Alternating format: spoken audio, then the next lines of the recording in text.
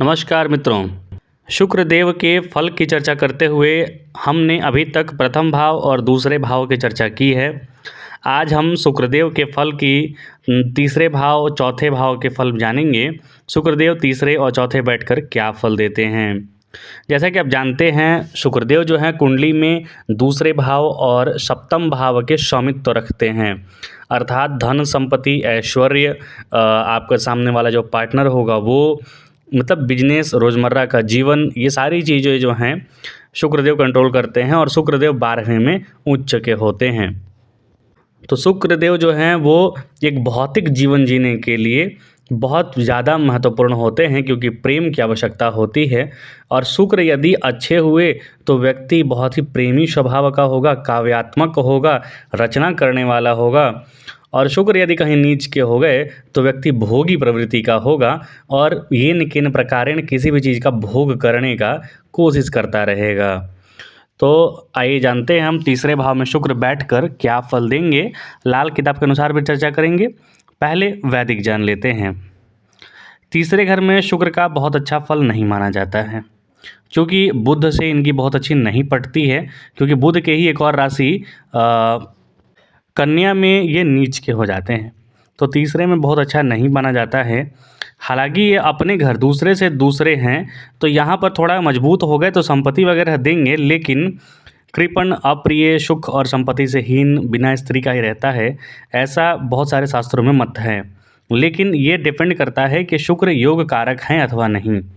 तीसरा भाव भाषण का भी होता है, प्रवचन का भी होता है, तो ऐसा व्यक्ति अगर शुक्र मजबूत नहीं हुए तो बिना मतलब का प्रवचन देते रहता है, ज्ञान देते रहता है, भाषण देते रहता है।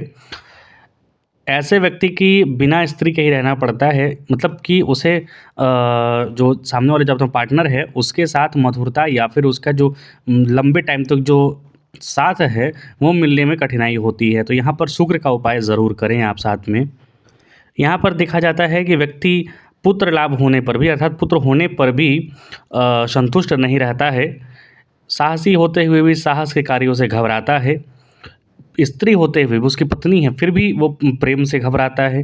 मतलब सब कुछ होते हुए भी संतुष्टि एक जो होता है उसकी यहाँ पर कमी देखी जाती है। हमेशा कुछ और चाहिए, कुछ और चाहिए की लालच में लगा रहता है। साहसी होते हुए भी साहस का कार्य नहीं कर पाता है। हालांकि एक चीज़ यहाँ पर ये है कि शुक्र मजबूत है तो फिर यात्रा करने का शौकीन होगा, विद्वान होगा, हालांकि आलसी, लेकिन चित्रकार और भाग्यवान होता है।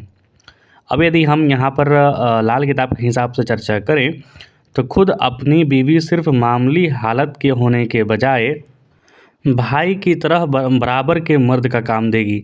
अर्थात यहाँ पर बताया गया है कि तीसरे यदि किसी पुरुष के, यहाँ पर पुरुष समझिए, किसी पुरुष के तीसरे भाव में शुक्र है तो यहाँ पर उसकी जो पत्नी होगी वो एक पत्नी की तरह ही नहीं रहेगी, अर्थात सिर्फ घर का आपका गृहिणी वाला कार्य नहीं करेगी, बल्कि एक मर्दाना ताकत वाली होगी। मतलब आपके बाहर के कामों में भी आपका मदद करेगी, लड़ाई झगड़े में भी आपके साथ बढ़ चढ़ के हिस्सा लेगी। तो यहाँ पर जो स्त्री होती है वो स्त्रियोचित नहीं होती, बल्कि पुरुषोचित गुण होते हैं उसमें। उसके सिर पर पगड़ी बांधकर मदद करने की पूरी हिम्मत होगी। ऐसी औरत मर्दाना खून की वजह से खूंखार मगर अपने मर्द के साथ बर्ताव में बुजदिल व खुशामद पसंद होगी। यहाँ पर ये बताया जाता है कि आपकी जो औरत है वो मर्दाना की तरह पूरी दुनिया सबके लिए लड़ लेगी, लेकिन आपके साथ उसका संबंध, आपके साथ उसका व्यवहार अच्छा होगा। जिसके बैठे चोर, अय्यार और मृत्युदूत से भी बचाव ही होगा, अर्थात यहाँ पर वो आपकी हर ओर से रक्षा करने वाली होगी, शुक्र तीसरे भाव में हो तो। दूसरा, दौलतमंद होता हुआ भी अपने पेट के लिए अनाज की कीमत के बराबर मेहनत किए बगैर रोटी न पाएगा। अर्थात तीसरे भाव में शुक्र है तो उससे परिश्रम, मेहनत ज़रूर करना पड़ता है। तो जाहिर सी बात है कि परिश्रम, मेहनत करना पड़ेगा, मतलब आपका कर्म क्षेत्र और लाभ क्षेत्र दोनों शुक्र यहाँ पर खोल कर रखेंगे।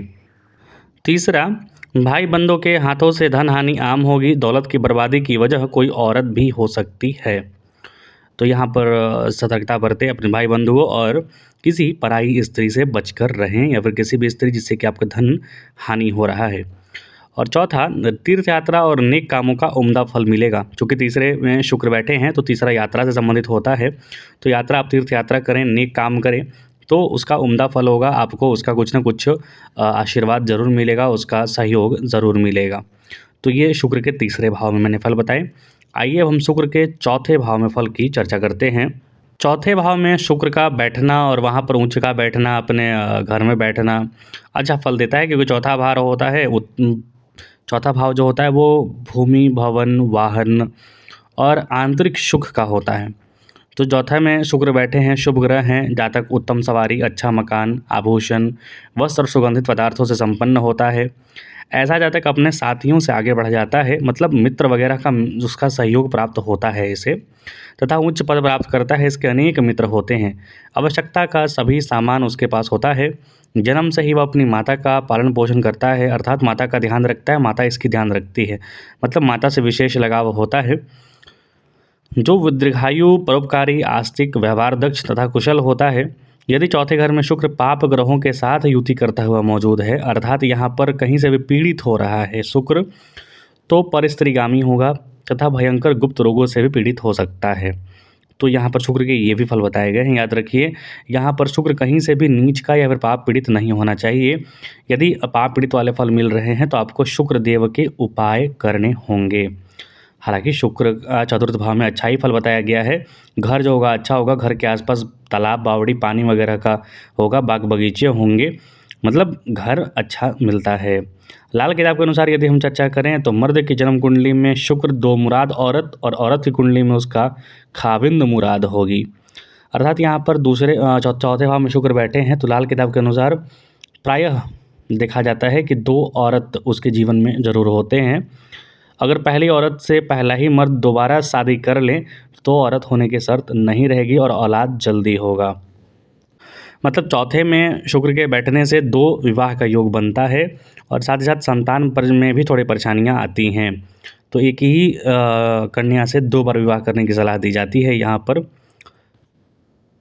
औरत की सेहत का ज़रूर ख्याल रखें, अन्यथा यहाँ पर खासकर रहम मतलब बच्चेदानी बर्बाद होने की शिकायत मिलती है। बहरहाल मर्द के लिए उसकी औरत की किस्मत का ना कोई साथ होगा और वह खूब ऐश करेगी, मतलब यहाँ पर जो पत्नी है वो जो सामने वाला पार्टनर है वो आपका ऐश करेगा, जीवन अच्छे से जिएगा। तो लाल किताब के अनुसार जो पहला फल है चौथे भाव में शुक्र का, वो बहुत अच्छा नहीं है, क्योंकि 2 औरत होने का शर्त यहाँ पर बताया गया है। हालांकि अपना चरित्र आप मजबूत रखें, भगवान की शरण में जाएं, तो ये शर्त माकूल कम पड़ सकता है। दूसरा, औरत एक ही वक्त में 2 बिंदा होगी, एक बूढ़ी माँ की तरह बड़ी उम्र की और दूसरी ऐश आराम की मालिक हरफन मौला ज़माने की बेगम होगी, मगर फिर भी औलाद की किल्लत रहेगी।